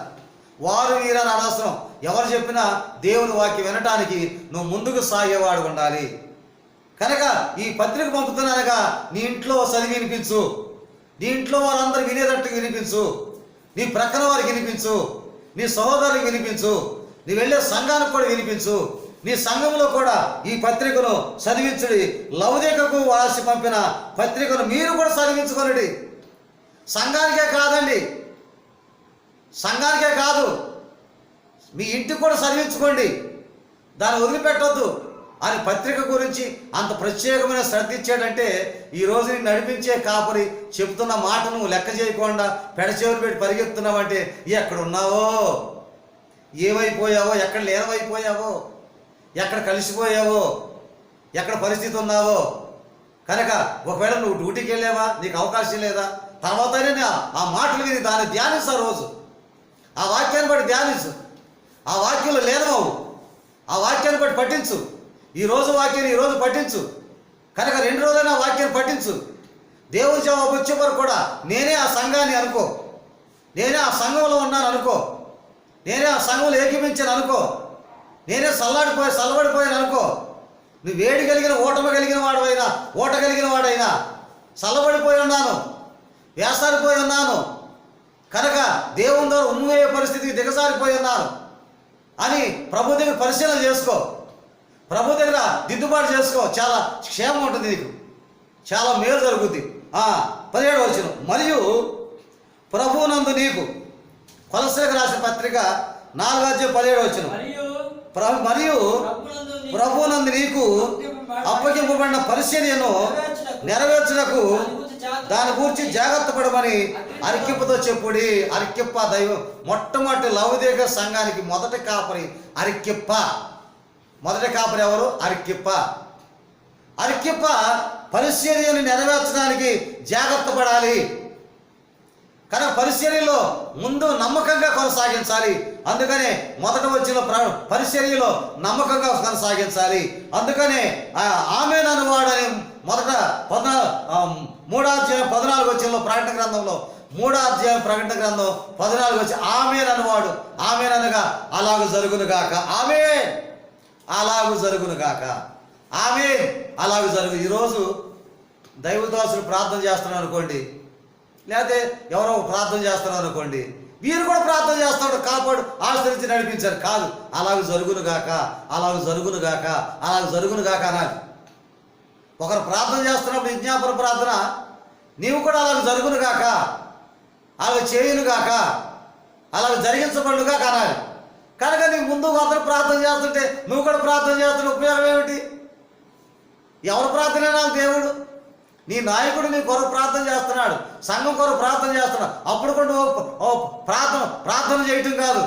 అలాగ జరుగును గాక, అలాగ చేయను గాక, అలాగ జరిగించును గాక, అది జరిగించు ప్రభా, అలాగ జరిగించు ప్రభా, అది నెరవేర్చు ప్రభా అన్నప్పుడు బలమైన ఒక పేట త్రాడు కంటే 3 పేటల త్రాడు, 4 పేటల త్రాడు, 10 పేటల త్రాడు ఎలా బలంగా ఉంటుందో అలా ఉంటుంది అన్నమాట. కనుక ఒక కాపరి ప్రార్థన చేస్తున్నప్పుడు ఆ ప్రార్థనలు ఏకమించాలి. నువ్వు కూడా ఓ దీర్ఘంగా నువ్వు సొంత ప్రార్థన చేయకూడదు. నువ్వు ప్రత్యేకంగా ఉన్నప్పుడు నువ్వు సొంత ప్రార్థన చేయాలి. నీ కాపరి లేదా నీ నాయకుడు, నీ తండ్రి, నీ కుమారుడు, నీ తండ్రిలో లేదా నీ తల్లిలో లేదా నీ కుమారుడు, నీ కుమార్తె ఎవరొకరు ఒక ప్రార్థన చేస్తున్నప్పుడు అలా జరుగును గాక అనాలి. అది జరిగించు ప్రభా అని నువ్వు కూడా మొదలెట్టామనుకో, ఈ 2 సంగీతం అయిపోయినట్టు అయిపోతాయి. డోలకు, తబలా, బ్యాడ్, కీబోర్డ్ అన్నీ ఏకమైపోతాయి. కనుక అలాగూ జరుగును గాక, అలాగూ జరుగును గాక, అలాగూ జరుగును గాక అనాలి. ఎంత ఆశ్చర్యకరమైన ఆమేనంటే అలాగూ జరుగును గాక, అలాగూ జరుగును గాక. రెండవది 14వ వచనంలో నమ్మకమైన సత్యసాక్షి, నమ్మకమైన సత్యసాక్షి, నమ్మకమైన వాడు, సాక్ష్యం చెప్పేవాడు సత్యమైన సాక్ష్యం చెప్పగలిగిన వాడై ఉండాలి. ఏది చూసామో, ఏది విన్నామో, ఏది గమనించామో అది చెప్పటానికి శక్తి కలిగిన కాపరి కావాలి, శక్తి కలిగిన విశ్వాసి కావాలి, పరిశుద్ధాత్మతో నింపబడిన శక్తి కలిగిన వాడు కావాలి, భక్తి కలిగిన వాడు కావాలి, వేడిని ప్రకాశింపజేసే, వేడిని ఉద్భవింపజేసే భక్తుడు కావాలి. ఏం కావాలి? భక్తుడు కావాలి. ఏ భక్తుడు కావాలి? సత్యసాక్షి, నమ్మకమైన సత్యసాక్షి. నమ్మకమైన సత్యసాక్షి, నమ్మకమైన వాడు అంటే ఎవరు? సత్యాల గురించి సాక్ష్యం చెప్పేవాడు. సత్యం అంటే నీ కళ్ళతో ఏమి చూసావు, నువ్వు చెవులతో ఏమి విన్నావు, నువ్వేమి నేర్చుకున్నావు, నువ్వేమి చదివావు. నేను కూడా చాలా సందర్భాల్లో చాలా చదువుకున్న వారి హిస్టరీ పాయింట్, రాజుల చరిత్రలో అలాంటి సందర్భాల్లో చదువుకున్న వృత్తాంతాలు అవన్నీ కొన్ని సందర్భాల్లో వాక్యాలు ఇప్పుడు గురించింది. అందుకే కనుక మన చెవులతో విన్నవి, మన చెవులతో విన్నవి, కనులతో సూచనవి సత్యసాక్షి చెప్పు సంగతులు ఏమనగా అని ఇక్కడ మాట్లాడుతున్నది. ఏమో ప్రియమైన దేవుని బిడ్డలారా, ఈ విషయాన్ని మనం గమనించాలి, ఈ విషయాన్ని మనం యోచన చేయాలి, ఈ విషయాన్ని మనం అర్థం చేసుకోవాలి. కాపరికి దేవుని వర్తమానం అందించబడుతున్నారు. అప్పగించబడిన పరిచర్యను నెరవేర్చు. నీకు అప్పగించే దేవుడు నీకు ఏదో అప్పగించాడో అది నెరవేర్చు. దేవుడు నీకు ఏదో అప్పగించాడో దాన్ని కొనసాగించు. దేవుడు నీకు ఏది పని అప్పగించాడో అది నమ్మకంగా కొనసాగించు. జాగ్రత్త పడు. మొదటి కాపురైన అరికిప్పతో దేవుడు ఆజ్ఞ జారీ చేశాడు. అరికిప్ప జాగ్రత్త. హీరపోలీసు పట్టణంలో వేడి నీరు వచ్చి లవజకు వచ్చి చల్లారిపోయింది. నువ్వు చల్లారిపోయావా? చల్లబడిపోయావా? దిగజారిపోయావా? బలహీనం అయిపోయావా? వేసారిపోయావా? ఏమైపోయావు? ఎలా ఉన్నావు అని అరికిప్ప కలిగిన సంఘంతో చెబుతూ, నేను చెప్పే పత్రికను, రాసే పత్రికను ప్రతి ఇంట్లో చదువుకోనండి, ప్రతి ఇంట్లో కూడా ధ్యానం చేయండి. కనుక ఈ వాక్యంలో ఒక వాక్యాన్ని కొద్ది నిమిషాలు చెప్పి నేను ముగించి వేస్తాను. ఏ వాక్యం అంటే చూడండి, ఆ యొక్క 17వ వచనం చెప్పి 17వ వచనం గురించి ఈ కొద్ది మాటలు చెప్పి 3వ అధ్యాయము ప్రకటన గ్రంథం 17వ వచనం దేవుని యొక్క వాక్యాన్ని మనం చదువుకుందాం. నువ్వు దౌర్భాగ్యుడవును, దిక్కుమాలిన వాడవును, దరిద్రుడవును, గుడ్డివాడవును, దిగంబరుడై ఉన్నావని ఎరుగక నేను ధనవంతుడను, ధనవృద్ధి చేసుకున్నాను, నాకేమీ కొదువు లేదని చెప్పుకున్నావు. ఈ వాక్యాల గురించి కొద్ది నిమిషాలు చెప్పి నేను ముగించేస్తాను. ఎక్కువగా చెప్పను, కొద్దిగా చెప్తాను, కొద్ది నిమిషాలు చెప్పనచ్చలే చెప్తాను. కానీ ఈ సంఘంలో ఉన్న ఆ విషయాన్ని, అది ఎందుకు చల్లబడిపోయిందో, ఎందుకు కంపు కొట్టే సంఘం అయిపోయిందో, ఎందుకు అసహించుకునే సంఘం అయిపోయిందో, దేవుని చేత ఉమ్ము వేయటానికి సిద్ధపడిన సంఘం అయిపోయిందో, దేవుడు ఉమ్ము వేస్తున్నాడంటే ఎంత దిగజారిపోయే సంఘం అయిపోయిందో, నాకేమి కొదువు లేదని చెప్పుకున్నావా? నాకేమి కొదువు లేదని చెప్పుకు నువ్వు దౌర్భాగ్యుడు, నువ్వు దిక్కుమాలిన వాడవు, నీవు దరిద్రుడవు, నువ్వు గుడ్డివాడవు, దిగంబడి ఉన్నాను ఎదుగక నేను ధనవంతుణ్ణి, ధనవృద్ధి చేసుకుని ఉన్నాను, నాకేమీ కొదువు లేదని చెప్పుకుంటున్నావా? నువ్వు నాకేమి కొదువు లేదనుకుంటున్నావా? కానీ నువ్వు ఎలా ఉన్నావు? దౌర్భాగ్యుడిగా ఉన్నావు, దిక్కుమాలిన వాడిగా ఉన్నావు. నేను దిక్కుమాలిన ఏంటి? నాకు భార్య ఉంది, నాకు సమస్తం ఉంది, నాకు బంధువులు ఉన్నారు, రక్త సంబంధులు ఉన్నారు, నాకు భర్త ఉన్నాడు, నాకు ఆస్తి ఉంది, పొలం ఉంది, అది ఉంది, ఇది ఉంది, అన్నీ ఉంది అనుకుంటున్నావా? చక్రవర్తి అయిన దావీదు కూడా, ఇశ్రాయేలు దేశంలో 2వ రాజు అయిన దావీదు మహాచక్రవర్తి కూడా నేను దిక్కులేనివాడు ప్రభువా అనే ప్రార్థన చేశాడు. నేను దిక్కులేనివాడు ప్రభువా, నాకంటూ ఎవరు లేరు, అన్నీ ఉన్నా కూడా నాకేమీ లేదు, అన్నీ ఉన్నా కూడా ఇవన్నీ నా వెంబడి రావు, ఇవన్నీ నాకేమి నెమ్మది కలిగించవు, కనుక నేను దిక్కులేని వాడుకున్నాను. అంత చక్రవర్తి అయిన దావీదు కూడా, బైబిల్ గ్రంథం అగ్రగణ్యుడైన చక్రవర్తి కూడా దిక్కులేని వాడు అన్నాడు. నీవు నేను దిక్కులేని వారు అవటం విషయం కాదు కదా. కనుక మనం దిక్కులేని వారు, మనకి ఏదో పరిస్థితి ఎవరు ఆపలేరు, ఎవరు ఆదరించలేరు. దిక్కులేని వాడమును, దరిద్రమును, గుడ్డివాడమును, దిగంబడి ఉన్నాను ఎరగక నేను ధనవృద్ధి చేసుకున్నాను, ధనవంతుడిని, నాకేమి కొదువు లేదని చెప్పుకుంటున్నావా? నాకేమి కొదువు లేదనుకుంటున్నావా? ఎంత పరిస్థితిలో ఉన్నావు? నాకేమి కొదువు లేదు, నాకు అన్ని సమృద్ధిగా ఉంది. నా ప్రాణమా తినుము, నా ప్రాణమా త్రాగుము, నా ప్రాణమా సుఖించుము, అనేక దినాలకి విస్తారమైన ఆస్తి నీకు సమకూర్చబడి ఉంది. ఆహా, తినుము, త్రాగుము, నిద్రపో, ప్రాణమా తినుము, త్రాగుము, సుఖించుము. అబ్బబ్బబ్బా, ప్రాణానికి బాగు చేసుకున్నాడు ధనవంతుడు. కానీ దేవుడే ఆ రాత్రి, ఓ ధనవంతుడా, ఓ పిచ్చోడా, ఈ రాత్రి ఓ వెర్రివాడా, ఈ రాత్రి ప్రాణం తీసుకెళ్తే ఏమైపోతాయి? ఇవన్నీ ఏమైపోతాయి? నీ ప్రాణం తీసేస్తే ఏమైపోతాయి? ప్రాణం నువ్వు ఆపగలవా? నీ భార్య ప్రాణాన్ని ఆపుద్దా? నీ భర్త నీ ప్రాణాన్ని ఆపగలనా? నీ పిల్లలు ప్రార్థన ఆపగలనా? నీ తల్లిదండ్రుల ప్రార్థన ఆపగలరా? నీ సహోదరు, నీ బంధువులు, రక్త సంబంధులు, నీ ధనము, నీ లక్షల కోట్లు బంగారు వెండి అన్నీ ప్రాణాన్ని ఆపగలవా? ఏమి ఆపలేవు, ఏది ఆపలేవు. కనుక ఈ రాత్రి నీ ప్రాణం తీసుకెళ్ళిపోతే వెర్రివాడా, నీవేమైపోతావు? దిక్కులేనివాడు, దిక్కులేని జీవితాల్లో జీవిస్తున్న జీవితాలు మనం, గమ్యస్థానం ఎరుగని జీవితాల్లో జీవిస్తున్న జీవితాలు మనవి. మనం నిన్నటి వారమే కానీ ఈరోజు ఏం జరుగుతుందో మనకు తెలియని పరిస్థితిలో ఉన్న మన జీవితాలు. ఈరోజు ఆరోగ్యంగా ఉన్నాము, ఈరోజు నెమ్మదిగా ఉన్నాము, ఈరోజు సంతోషంగా ఉన్నారు, ఈరోజు మనం ఎవరు ఏం అనలేదు, ఏ సూటి పడలేదు, ఏ సమయం ఎవరు పాడం వేస్తారు? గింజ భూమిలో వేస్తే మొట్టమొదటిగా ఆ గింజ తినాలని చీమలన్నీ చుట్టి ఆ గింజను తినడానికి ప్రయత్నం చేస్తుంటే ఆ గింజ ఆ చీమల్లో నోట్లో పడకుండా అయ్యో అయ్యో నా కోసం ఉన్న జనాంగానికి నేను నీడవాలి, అనేక పక్షులకి నీడవాలి, జంతువులకు నీడవాలి, పక్షులకు ఆశ్రయం ఇవ్వాలని, అనేక పండ్లు ఫలాలు ఇచ్చి వాళ్ళు పోషించాలని ఆ గింజ ఆ చీమల నోట్లో పడకుండా అంత కాపాడుకుంటూ చిన్న మొక్క వస్తే తప్పించుకుని చీమల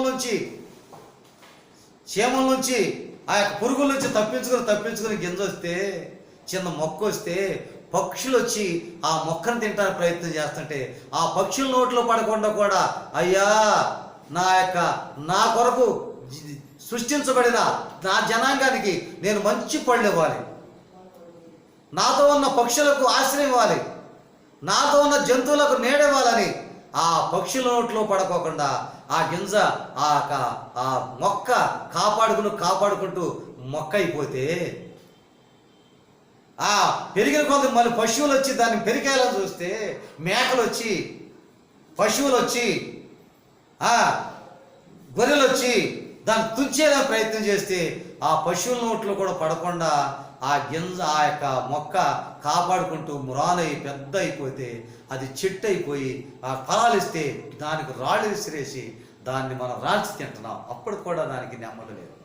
ఆ పళ్ళన్నీ ఒక రాళ్ళ చేత కొట్టబడి ఆ పళ్ళని కింద పడి మన ఆకలి తీరుస్తుంటే, ప్రియమైన దేవుని బిడ్డలారా, ఈరోజు నోరు లేని గింజని దేవుడు అంత ప్రత్యేకమైన అనుభూతులు పెంచాడు, ప్రత్యేకమైన విధానాన్ని పెంచాడు.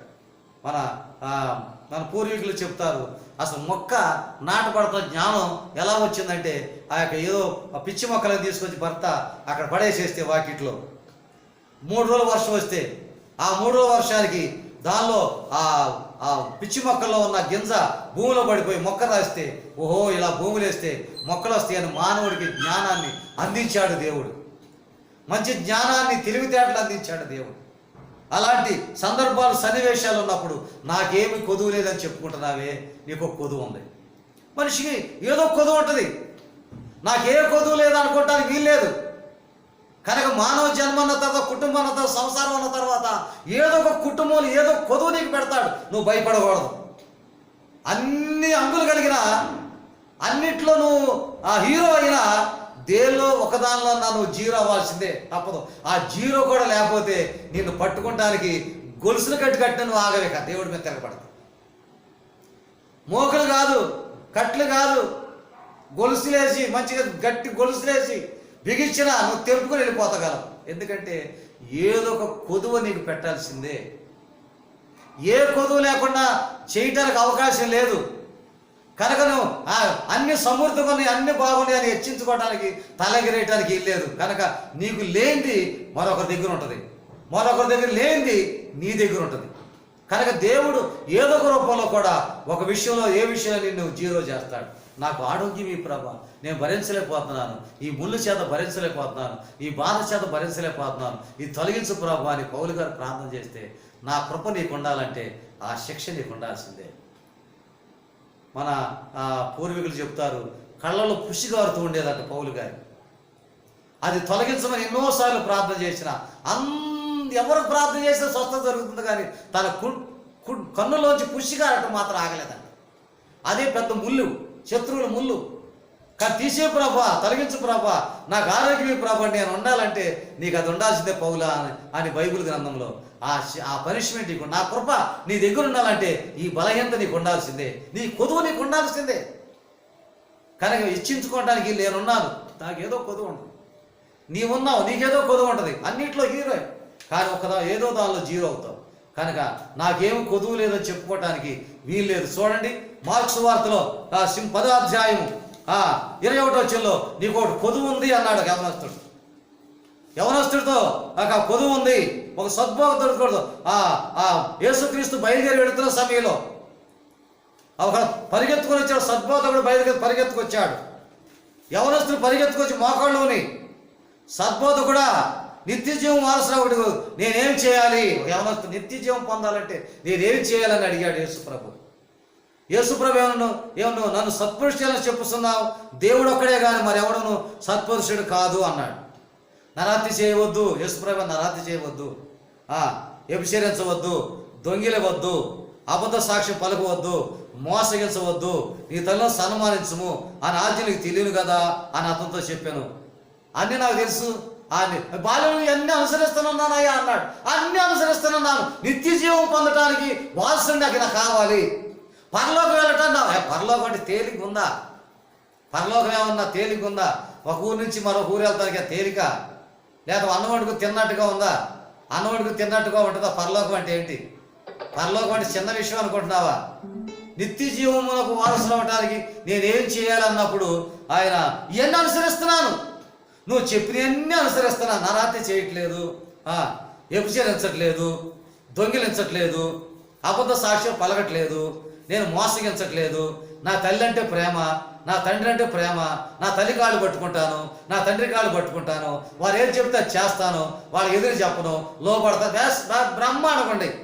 నాకు ఏది కనుక నాకు అన్ని చేస్తున్నాను, అన్ని బాల్యంలో చేస్తున్నాను కనుక నాకు నిత్య జీవం పొందడానికి నాకు అధికారం ఇవ్వమన్నప్పుడు యేసుప్రభు ఏమన్నాడు? ఒకటి వచ్చిన చూడండి, 16 ఒకటి వచ్చిన యేసుప్రభు ఏమన్నారు? యేసు అతను చూచి అతను ప్రేమించి నీకు ఒకటి కొదువుగా ఉన్నది, నువ్వు వెళ్ళి నీ కలిగినవన్నీ ఆ అమ్మి బేదలకిమ్ము, పరలోకమందు ఆ పరలోకమందు నీకు ఫలము కలుగును, ధనము కలుగును, నీ వచ్చి నన్ను వెంబడించమని చెప్పాను. అతను మిగులు ఆస్తి గలవాడు కనుక ఆ మాటకు ముఖము చిన్నపుచ్చుకొని దుఃఖపడుచు వెళ్ళిపోయాడు. నాకేం కొదువు అన్ని అనుసరిస్తాను అన్నప్పుడు నీకోటి కొదువు ఉంది అన్నాడు ఆ యవనస్తుడు. అలాగే నీవు నేను ఈ రోజున నీకు కొదువు ఉంది, నాకు కొదువు ఉంది. నీ కొదువు తీర్చబట్ట నువ్వు ఎలా చేయాలో, నా కొదువు తీర్చబట్ట నేను అలా చేయాలి. కొదువు లేని మనిషి, కొదువు లేదు అనుకుంటే వారు మనిషి కాదు, పశువే. కష్టం లేదు అనుకుంటే పశువే, శోధన లేదనుకుంటే పశువే, అనారోగ్యం లేదనుకుంటే పశువే. కనుక ప్రతి మనిషి ముందు వెనక అనారోగ్యమో, శోధనో, బాధో, ఇబ్బందో ఏదో ఒకటి మన జీవితంలో కొదువు అవుతుంటాం. ఆ కొదువు నీకు ఒకటి కొదువుగా ఉన్నది కనుక ఒక దానిలో నువ్వు జీరో అయిపోయావు, అన్నిట్లో హీరో, అన్నిట్లో గెలుపొందావు, కానీ ఒకటి కొదువుగా ఉన్నది. ప్రియమైన సహోదరుడా, ప్రియమైన సహోదరి, నా కొదువు లేదు చెప్పుకుంటుంది లౌకిక సంఘం. అది చల్లారిపోవడానికి కారణం నాకు కొదువు లేదు, నేను అన్ని నెరవేరుస్తున్నాను అనే గర్వం, అతిశయం, పొగరబోత్తనం, విర్రవేగటం, తలెక్కటం, ఇలాంటి స్వభావాలు తనలో నిండిపోయి ఉన్నాయి. ఎన్ని వేల మంది ఉన్నాను? 7,500 మంది యూదులు ఉన్నారు ఆ లౌకిక సంఘంలో, ఆ పట్టణంలో. కనుక గర్వం, పొగరమొత్తనం ఏం చేసుకుంటాం? మన గర్వం ఏం చేసుకుంటాం? మన అతిశయం ఏం చేసుకుంటాం? ఎందుకు పనికిరాదు కనుక, ఎందుకు ఉపయోగం లేదు కనుక నీ కొదువు ఒకటి ఉంది. నీ ఆస్తి అమ్మి పేదలకు ఇచ్చేసి, నీ ఆస్తి అమ్మేసి, నీ ఆస్తి అమ్మి ఇచ్చేసేయి, పక్క ఇచ్చేసేయి. కనుక అది మిగిలి వ్యసన పడి వెళ్ళిపోయాడు, ఇష్టం లేని దాన్ని నెరవేర్చడానికి భయపడిపోయాడు. కనుక ధనవంతుడు ఏముంది దాని చెప్పిన మాట ఏమిటంటే చిన్న బుచ్చుకుని దుఃఖపడుచు వెళ్ళిపోయారు.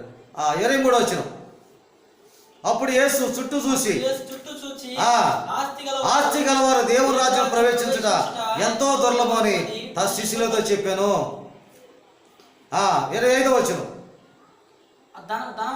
ధనవంతుడు దేవుని రాజ్యం ప్రవేశించడం కంటే ఒంటె సూది బెజ్జంలో దూరుట సులభము. ప్రభు చెప్పిన మాట, ధనవంతులు పరలోక రాజ్యంలో ప్రవేశించడం కంటే ఒంటె సూది బెజ్జంలో దూరుట సులభం. సూది బెజ్జంలో ఒంటె దూరగలదా? దీని అర్థం ఏమిటంటే ధనవంతుల గురించి ఉద్దేశించింది కాదు.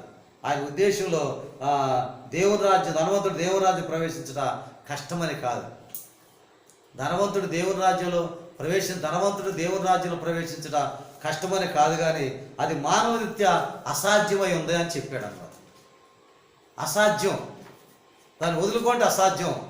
అయితే సూది బెజ్జములో ఒంటె దూరుట సులభము. ధనవంతుడు దేవుని రాజ్యంలో ప్రవేశించడం కంటే ఒంటె సూది బెజ్జంలో దూరుట సులభం. ఈ విషయం మనం ఒకసారి ఆలోచించాలి. ఒంటె సూది బెజ్జంలో దూరుట సులభం అన్నాడు ఏంటి ప్రభు? ఇది అవగాహన కాలేదు కదా, ఇది మనం యోచన చేయలేకపోయాం కదా. సూది బెజ్జం అంత చిన్నగా ఉండదు,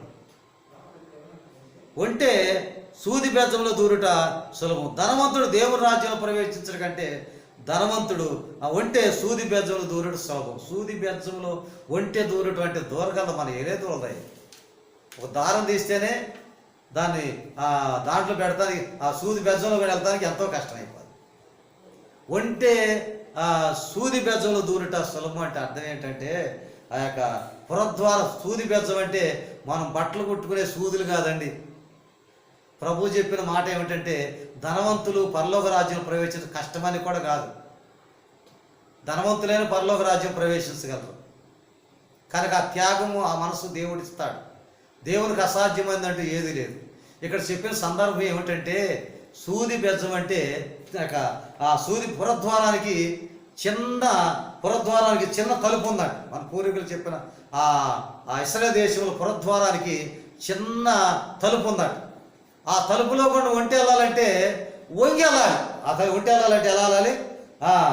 ఒంటి వెళ్ళాలంటే వంగి వెళ్ళాలి. ఒంటి పురద్వారానికి తలుపు చిన్నది ఉంది, ఒంటి ఆ పురద్వారంలో కూడా వెళ్ళాలి. మామూలుగా వెళ్తే ఎట్లా కుదురుతుంది? కుదరదు కదా. కొన్ని మన చిన్నతనంలో చిన్న గుమ్మాలు ఉండేవి. మామూలుగా నెల్లగా వెళ్ళిపోతే టక్కమడ తగలటమే అంతే. టక్కమడ తగలటమే అంతే పరిస్థితి అంతే. కనుక వంగి వెళ్ళాల్సిందే. కొన్ని గుమ్మాలు ఉంటాయి, వంగి వెళ్ళాం.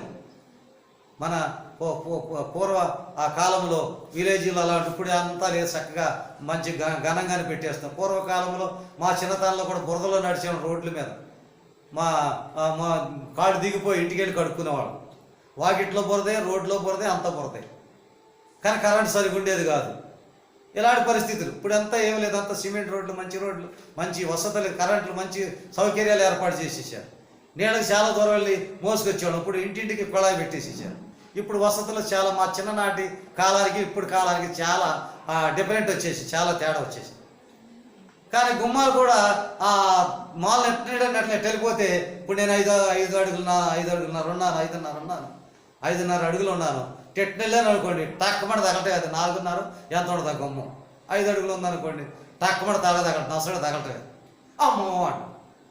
ఇంకా నాకంటే పొడుగోళ్ళు అయితే ఇంకా పరిస్థితి. కనుక ఏం చేయాలి? ఆ గుమ్మంలో కూడా వంగి నడవాలి.